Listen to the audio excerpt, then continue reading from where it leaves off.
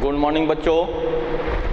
बेटा हम लोगों ने इस जो लेसन हमारा चल रहा है लाइफ प्रोसेस, उस लाइफ प्रोसेस के प्रोसेस में हम लोगों ने एक पोर्शन को कंप्लीट किया था। ठीक है, पोर्शन डाइजेशन वगैरह जितने भी चीज़ हैं वो सारे पोर्शन को हम लोगों ने कंप्लीट किया था। अब इसके बाद का जो हमारा नेक्स्ट पोर्शन है उसमें हम लोगों को स्टार्ट करना है रिस्पिरेशन। क्या है टॉपिक? रिस्पिरेशन। तो रिस्पिरेशन के टॉपिक में हम लोगों को ये सारी बातों को समझनी है, देखनी है। और तो ये रिस्पिरेशन होता क्या है, देखिए थोड़ा सा अगर पीछे की क्लास की बातों को रिवीजन के तौर पे चले हम लोग, तो मैंने आपको बताया था कि जो हमारा हमारा जो फूड है, तो न्यूट्रिशन के टॉपिक में हम लोगों ने क्या किया था बेटा? तो न्यूट्रिशन में हम लोगों ने 5 स्टेप्स को देखे थे या 5 फेजेस को देखे थे। तो सबसे पहले जो हमारा फूड है उस फूड को हम लोग लेते हैं, यानी फूड को हम लोग intake of food, that is the ingestion. Food को खाया, अब जो फूड को खाया है तो फूड का क्या होगा? डाइजेशन।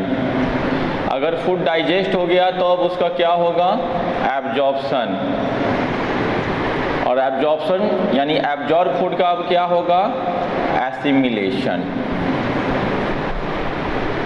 एसिमिलेशन का मतलब यहाँ पर एक लास्ट स्टेप था, वो हम लोगों के ये वाले पार्ट को देखना है, और एक लास्ट स्टेप होता था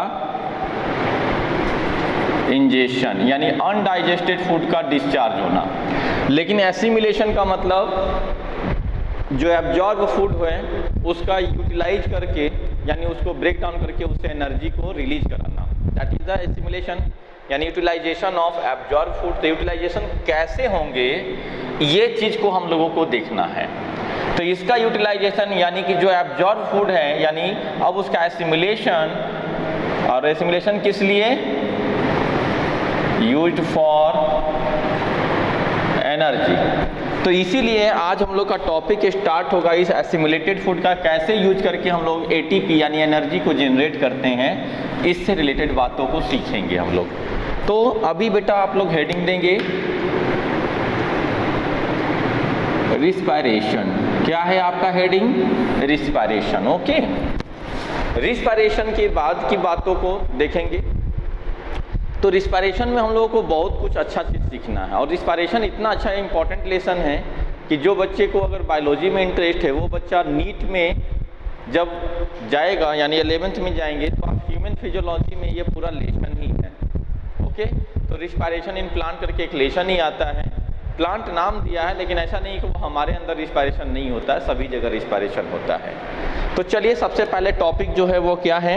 respiration.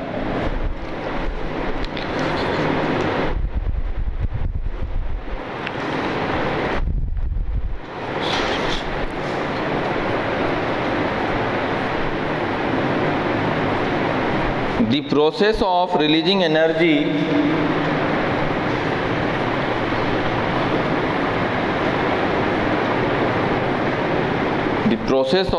energy from food is called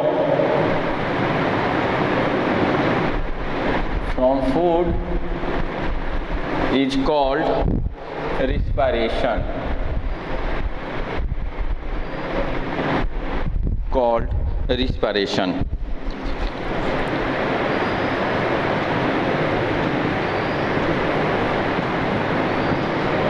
Assimilated food is used as fuel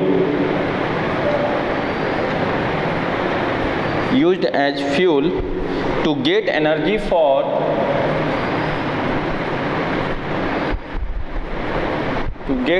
for various life process.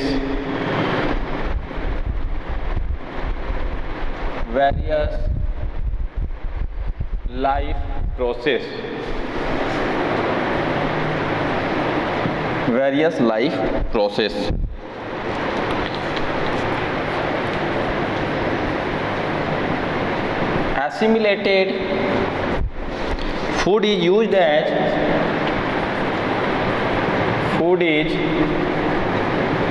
used as material for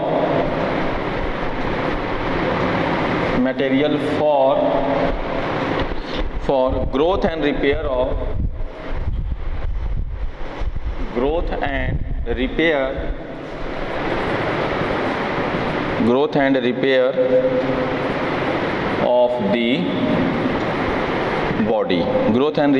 the body। Okay,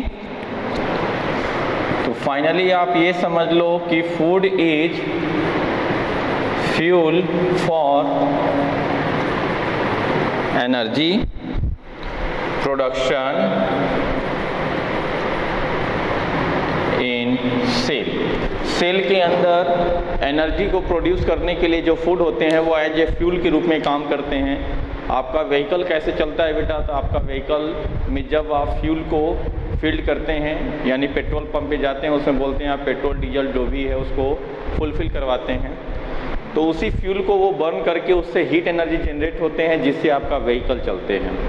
तो वहाँ पर व्हीकल को एनर्जी के रूप में क्या वो लेता है, फ्यूल को। उसी तरह हमारा बॉडी जो है अपने एनर्जी के रूप में क्या यूज करता है, फूड को। जो आप खाते हैं वही डाइजेस्ट होकर के और वो फूड हमारे बॉडी के हर एक सेल तक इंटर करते हैं और हमारा बॉडी का हर एक सेल उसी फूड को ब्रेक डाउन करके उससे एटीपी यानी एनर्जी को जनरेट करता है। और इसी प्रोसेस को हम लोग कहते हैं रिस्पायरेशन। तो the process of releasing energy from food is called respiration. Assimilated food, कौन सा फूड, जो फूड एब्जॉर्ब होकर के हमारे ब्लड में एसिमुलेट हुआ था, तो assimilated food is used as fuel to get energy for various life process. तो एसिमुलेटेड फूड ही क्यों, जो अनडाइजेस्टेड फूड था उससे हम एनर्जी नहीं लेंगे। अनडाइजेस्टेड फूड तो स्टूल के रूप में डिस्चार्ज हो गया, उससे हमें कोई मतलब नहीं है। लेकिन जो फूड डाइजेस्ट हुए हैं और वो फूड हमारे बॉडी के ब्लड में या बॉडी फ्लूइड में मिक्स होने के बाद बॉडी के हर एक सेल तक ट्रैवल करके वो पहुँचे हैं और उसी को हमारा बॉडी का सेल जो है वो यूज करेगा। तो food is fuel for energy production in cell. एक ये बात हो गई। अब देखिए, तो रिस्पायरेशन के प्रोसेस में कहते हैं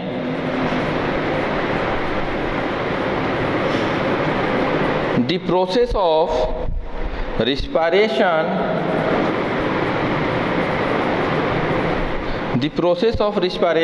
involves taking in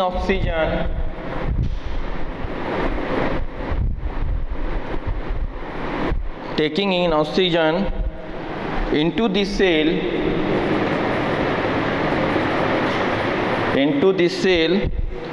using it for releasing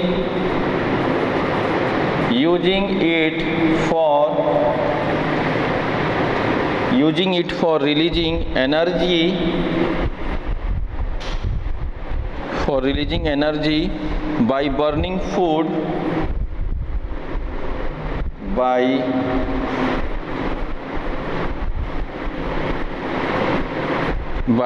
food and then eliminating the waste product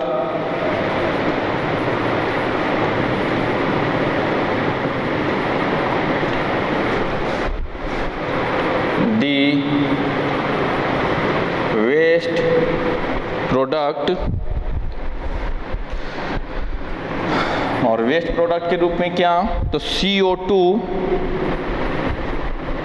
from the body. देखिए बेटा, इस सेंटेंस यहाँ पे जो डेफिनेशन पूरा प्रोसेस लिखा है उस पर हम लोग फोकस करेंगे। तो द प्रोसेस ऑफ रिस्पायरेशन, तो यानी रिस्पायरेशन के प्रोसेस में क्या इन्वॉल्व होते हैं। तो सबसे पहले क्या करते हैं हम लोग, टेकिंग ऑफ ऑक्सीजन, यानी ऑक्सीजन को लेते हैं कहाँ, इनटू द सेल। यानी बेटा सिंपल समझो कि ये हमारा एक सेल है और यहाँ पर आपने खाना के रूप में पॉलीसैकेराइड लिया,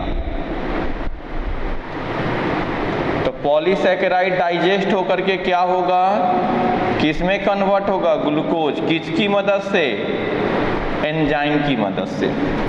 ये समझ लो ग्लूकोज 6 कार्बन का कंपाउंड है। अब ये ग्लूकोज इंटर कर गया है किसमें, सेल के अंदर। ये ग्लूकोज आ गया सेल के अंदर।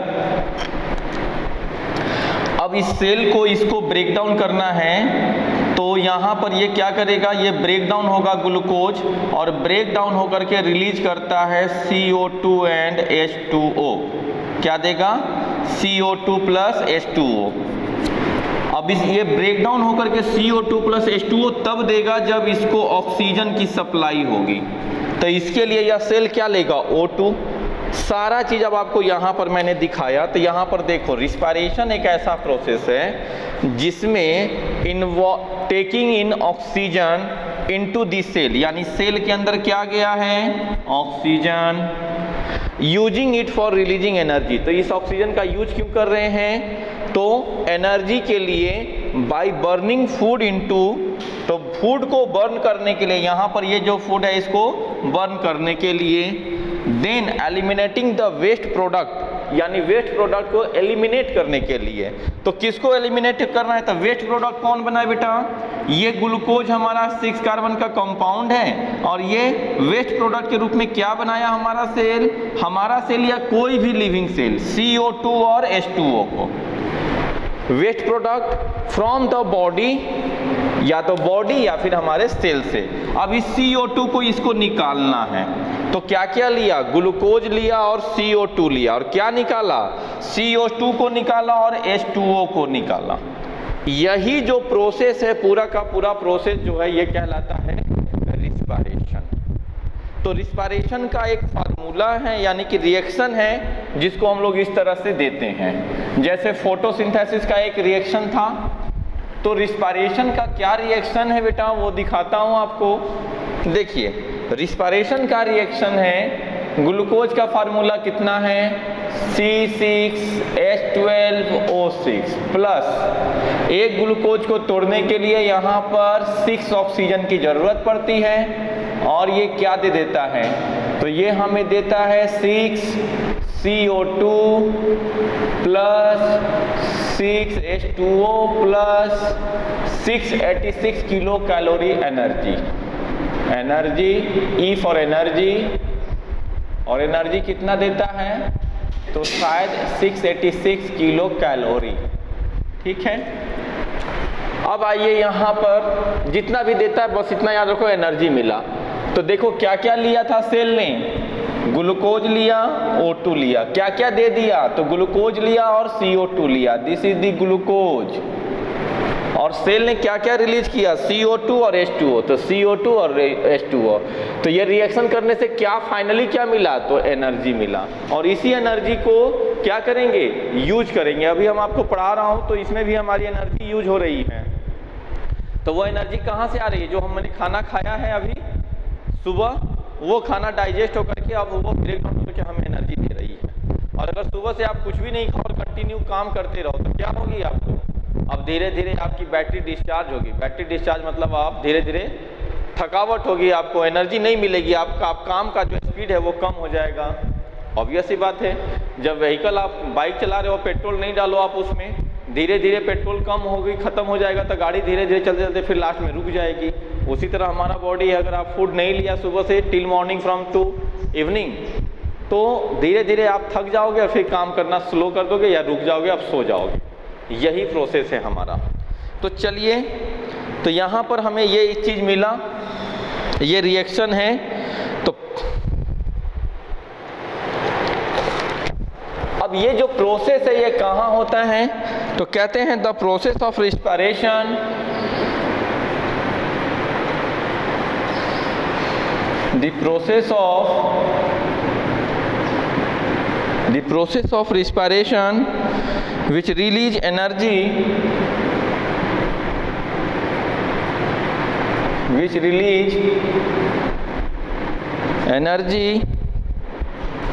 takes place inside the cell,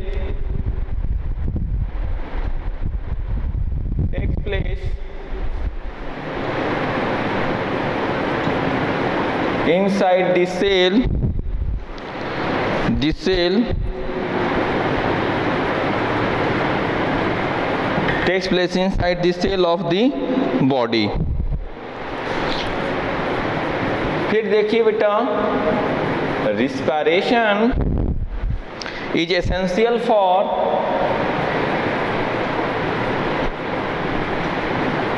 respiration is essential for life because it provides energy,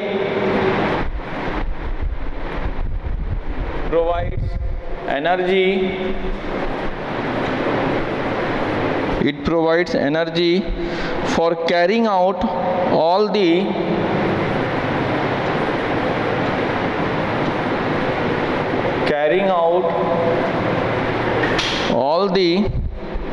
life process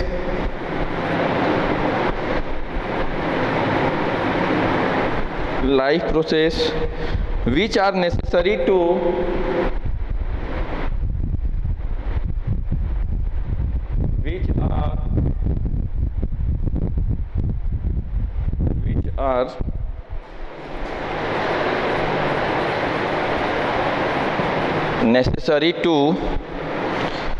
necessary to keep the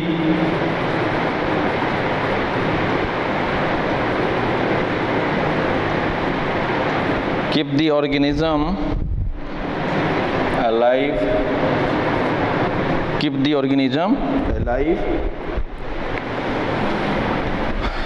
तो पहले ये समझ लिया ये बातों को। तो रिस्पायरेशन हमारे सेल के अंदर होता है और हमारे जो भी एनर्जी प्रोडक्शन के लिए है उसके लिए काफ़ी इम्पोर्टेंट प्रोसेस है।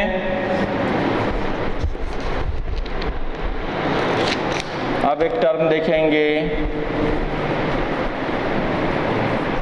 Breathing and respiration. Breathing and respiration.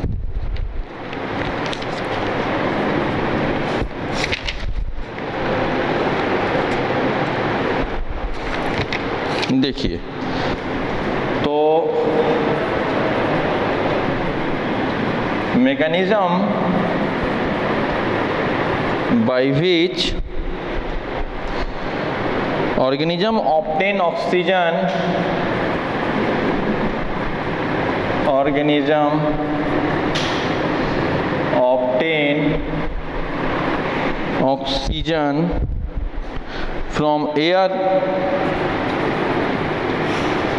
from air and release carbon dioxide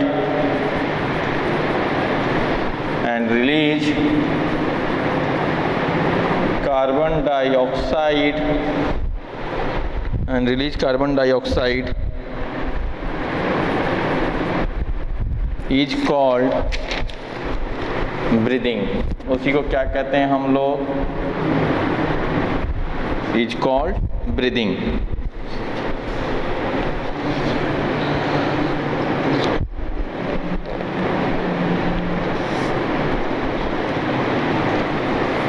देखिए respiration is actually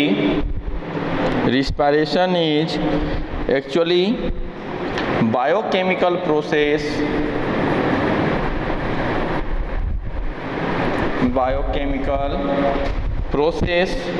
which occurs in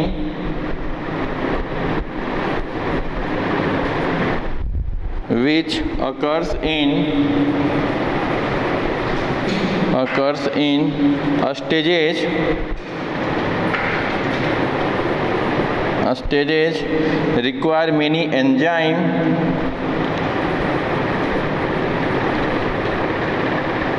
and require many enzymes. The main purpose of respiration is, next point, the main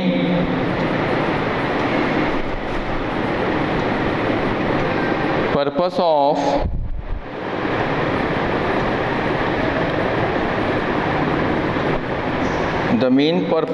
respiration is release of energy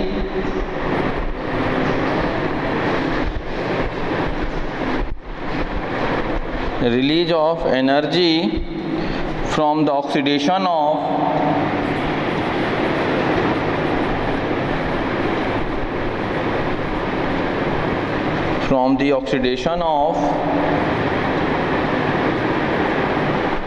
simple food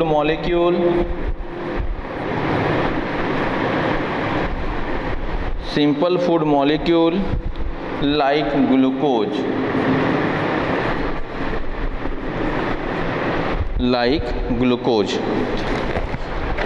the energy released during, तो यहाँ पर ये सारे point, breathing का मतलब समझो कि जिसमें गैसियस एक्सचेंज, हम CO2 को रिलीज करते हैं और O2 को लेते हैं, O2 का लेना और CO2 का बाहर निकालना सांस के लेने के दौरान या छोड़ने के दौरान। तो हम एक बार सांस को लेते हैं, एक बार सांस को छोड़ते हैं, दैट इज इनहेलेशन और exhalation, input of air and output of air, that is known as breathing.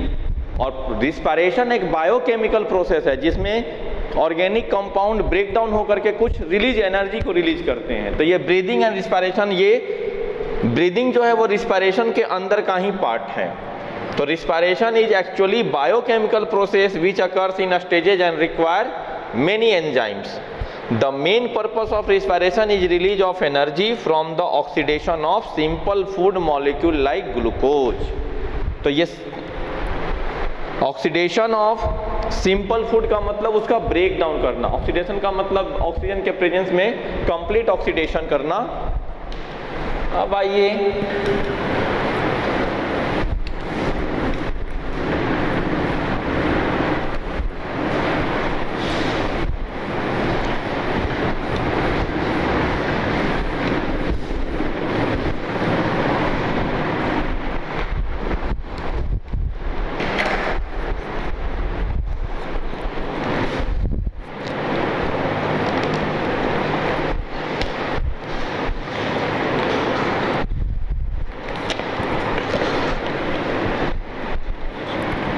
एक हेडिंग देंगे,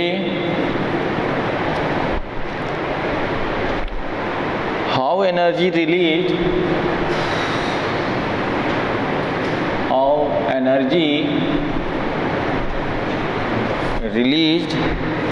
during respiration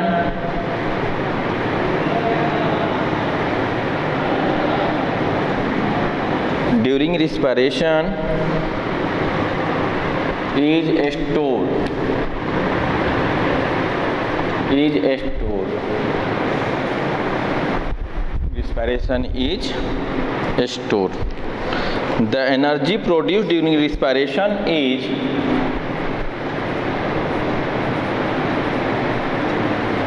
the energy produced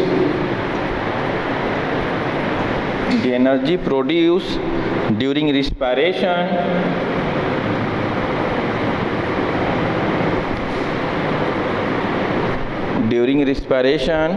is stored in the form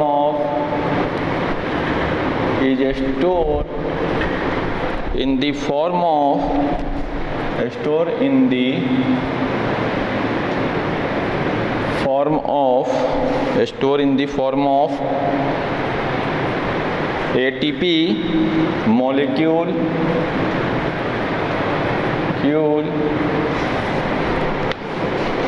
in the cell of body. तो respiration से जो energy निकलते हैं वो store होते हैं एटीपी के फॉर्म में हमारे बॉडी के सेल के अंदर।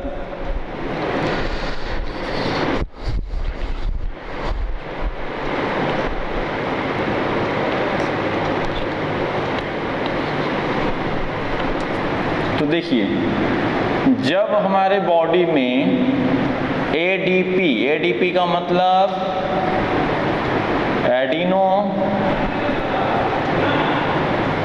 एडिनोसिन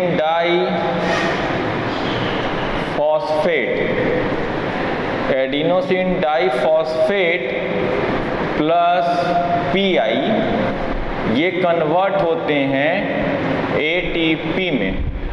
और इसके लिए यहाँ पर क्या खर्च होती है, तो एनर्जी। तो जो एनर्जी रिलीज हुआ है ब्रेक डाउन करने से, वही एनर्जी इसमें स्टोर होते हैं। ADP प्लस PI का मतलब इनऑर्गेनिक फॉस्फेट होता है, ये भी याद रखेंगे, इन ऑर्गेनिक फॉस्फेट। तो ये क्या बन जाएगा? Adenosine triphosphate, adenosine triphosphate. क्या बेटा? तो डाई का मतलब दो, यहाँ पर डाई है यानी दो फॉस्फेट होते हैं और एक फॉस्फेट आके जुड़ गया तो क्या कहला गया? Adenosine triphosphate. तो इस फॉस्फेट को ADP में जोड़ने के लिए क्या चाहिए? एनर्जी। तो ये कब होता है? जब रिस्पायरेशन हो रहा है। और जब हम कोई काम करते हैं तो ATP कन्वर्ट हो जाता है किसमें? ADP प्लस PI में। तो ये जब कन्वर्ट होता है तो क्या रिलीज करता है? एनर्जी। तो इसी एनर्जी को यूज करके हम काम करते हैं, हमारा शरीर काम करते रहता है, सेल काम करते रहता है। तो सेल जो एनर्जी रिलीज करता है यानी बनाता है, वो किसमें स्टोर करता है? ATP के फॉर्म में। और जब हम काम करते हैं तो जो सेल एनर्जी खर्च होता है किस फॉर्म में? तो ATP के फॉर्म में। तो जब हम काम करते हैं तो हमारा ATP कन्वर्ट होता है ADP में, और जब हमारे सेल के अंदर एनर्जी बनती है तो ADP बन जाता है ATP के फॉर्म में, स्टोर हो जाता है। यही प्रोसेस चलते रहते हैं।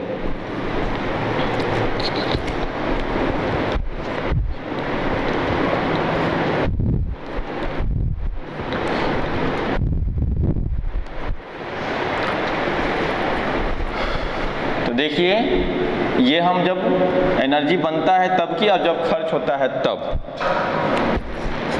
अब देखो,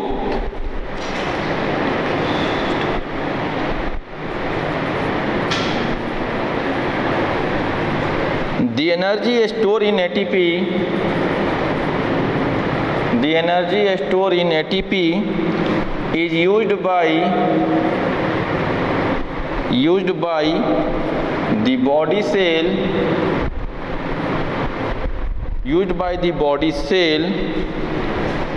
for various purpose, like contraction of muscle,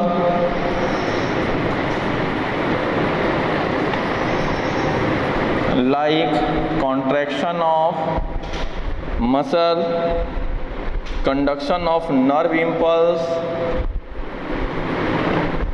conduction of nerve impulse, synthesis of protein,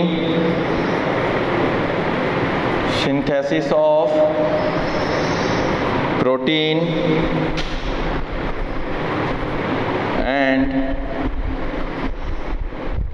many other activities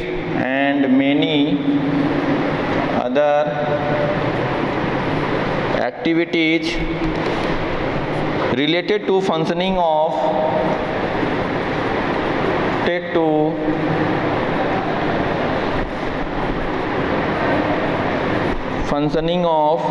cells।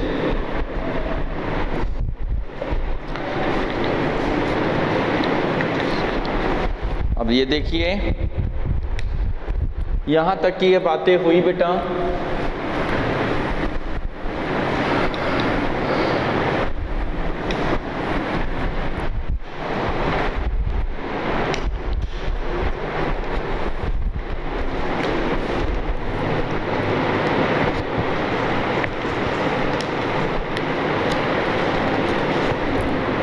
देखो, जो हम लोग मेन रूप से रिस्पायरेशन में ब्रेकडाउन देखेंगे वो ग्लूकोज का देखेंगे। तो ग्लूकोज जो है वह glucose is 6 carbon compound. Glucose 6 carbon का एक कंपाउंड है।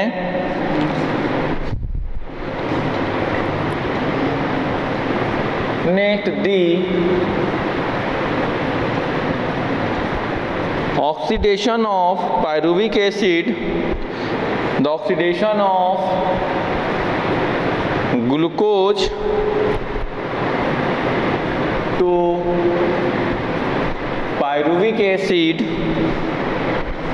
is called glycolysis is called glycolysis.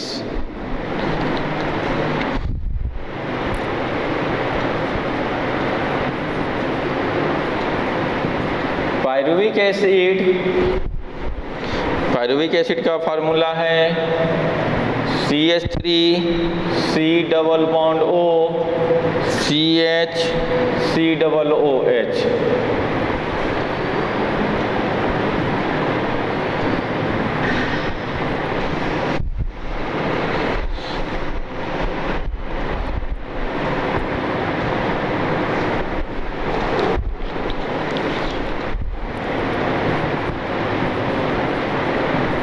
Lactic acid is also 3 carbon atom compound, 3 carbon atom compound। Lactic acid का फार्मूला है CH3 CH OH and C double OH। Okay, तो यहाँ पर देखिए ये अभी आगे भी आने वाला है, बस बता रहा हूँ कि क्या होता है बेटा।